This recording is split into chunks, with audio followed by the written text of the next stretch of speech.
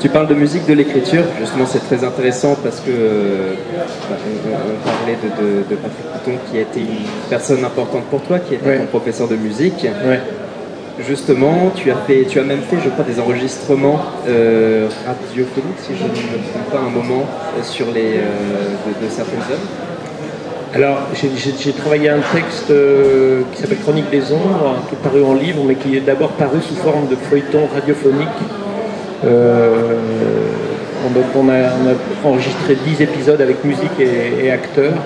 Et c'est un projet qui était un peu avant-gardiste et qui n'a pas trouvé son public parce que je pense qu'il s'adressait à des instruments nomades et qui n'existaient pas à l'époque. Donc, ça a été prévu pour les ordinateurs et les gens n'ont pas envie de se bloquer devant leur ordinateur pour écouter un feuilleton. Comme ça se faisait dans le temps dans la radio, le feuilleton radiophonique. Donc ouais, ça c'est un projet. Du coup, mon éditrice des Diables Vauvert m'a dit moi j'adorais ce projet, est-ce que tu peux la transformer en feuilleton littéraire? Et c'est ce que j'ai fait ensuite. Quoi. Très bien. Et d'autres, tu as eu d'autres approches un petit peu comme ça qui ont été intrigantes aux alentours de l'écriture?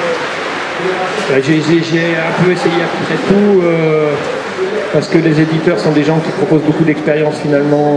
J'ai travaillé en collaboration avec d'autres auteurs dans la série Quark Noir pour Graines d'Immortel où on avait défini une bible pour les personnages et pour l'univers. J'ai travaillé en novélisation pour le film Kaina, dont j'avais participé au scénario au début, mais que j'avais quitté très tôt et le producteur m'avait dit si on fait un roman, je m'adresserai à toi. J'ai travaillé dans un univers de jeux vidéo qui s'appelle Atlantis, où je me suis inspiré de l'univers créé par le concepteur du jeu pour écrire ma propre histoire dans son univers à lui. C'est intéressant, c'est une confrontation de deux imaginaires. J'ai écrit un livre à 4 mains avec Mélanine qui s'appelle Mission Mother, qui est un livre illustré et un livre enquête. J'ai écrit récemment, j'ai fait l'expérience avec Alain Grousset sur Gigante, c'est-à-dire c'est un univers qu'on a posé à deux et on a écrit chacun notre histoire dans cet univers, l'un racontant l'histoire du fils et l'autre l'histoire du père, et paradoxalement, puisque c'est de la science-fiction, l'histoire du fils se déroule avant celle du père. Donc voilà, je me suis prêté à pas mal d'expériences d'écriture parce que tout me semblait intéressant. La contrainte aussi me paraît intéressante, la contrainte de la nouvelle me paraît intéressante par exemple. Je ne suis pas un novelliste naturel, il me faut qu'on m'impose un thème pour que je puisse aller dans la nouvelle. Donc par exemple, je fais partie de toutes les anthologies du Festival Imaginal de Fantasy. Et donc ça m'oblige à faire des nouvelles de fantasy, qui est un genre que j'ai assez peu abordé finalement. Et d'être provoqué, voilà. J'adore être aussi provoqué. J'aime bien partir de mes propres univers, mais j'adore être provoqué par d'autres univers et essayer de faire quelque chose d'autres univers. Ça m'intéresse. Très bien. Et donc... parmi toutes ces expériences, qu'est-ce que tu relèverais qui sortirait du lot les plus beaux moments que tu as pu avoir justement à travers l'écriture, à travers l'édition et la science-fiction? Souvent on me pose la question de savoir quel est mon roman préféré. Et je dis c'est comme les enfants, on a du mal à choisir quel est son préféré. Parce que chaque roman est différent, chaque roman est une aventure différente.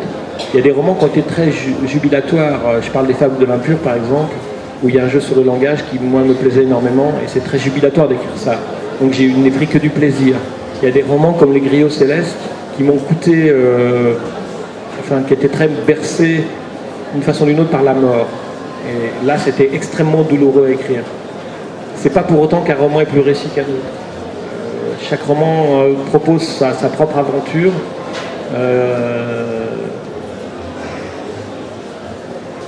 Si je devais retenir quelque chose, ce serait ça. Je pense que dans chaque roman aussi, c'est un travail de construction patient, lent, et on traverse beaucoup de phases, beaucoup d'étapes différentes. Il y a des jours où l'écriture coule vraiment comme une autre source, c'est très facile, et des jours où on peut passer 3-4 heures sur une phrase, qui est comme une sorte de butée sur laquelle on vient sans arrêt, et on sait que si on ne passe pas cette butée-là, on ne continuera pas dans le texte. Donc il y a tout ça, quoi. Enfin, l'écriture en elle-même, peut-être c'est ça finalement qui me reste de toutes ces années-là d'écriture, c'est que l'écriture est un fil d'Ariane qui nous emmène dans des labyrinthes étranges qu'on ne maîtrise pas. C'est un travail d'inconscient qui se produit, la façon dont je travaille en tout cas, parce que moi je travaille en immersion, c'est-à-dire que je ne fais aucun plan sur rien. Les gens me disent oh là là c'est tellement élaboré votre univers, vous avez dû faire un plan, penser au plan et tout ça. Non, je ne fais aucun plan jamais. Le plan me dessèche, me dessert. Donc moi je pars avec l'écriture et c'est l'écriture qui m'emmène dans l'organisation du roman. Donc j'essaye en fait de disparaître moi dans l'écriture. C'est pas évident parce qu'on a toujours le petit machin là qui cause là au-dessus de soi, le petit personnage perché sur l'épaule qui est le censeur et à la fois le critique et l'entité qui n'est jamais contente. Et il faut faire confiance à l'écriture. Donc c'est plonger avec l'écriture dans des univers. J'emploie souvent cette comparaison parce que quand je commence un livre, je creuse.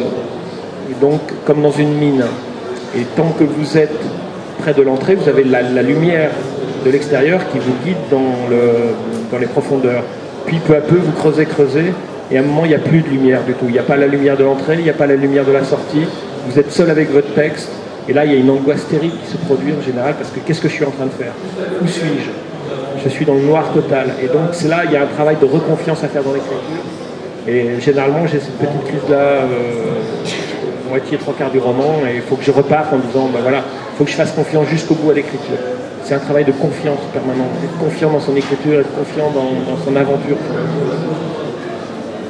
Et que t'apporte personnellement l'écriture, justement? Bah, une exploration de moi, de moi-même, je pense déjà.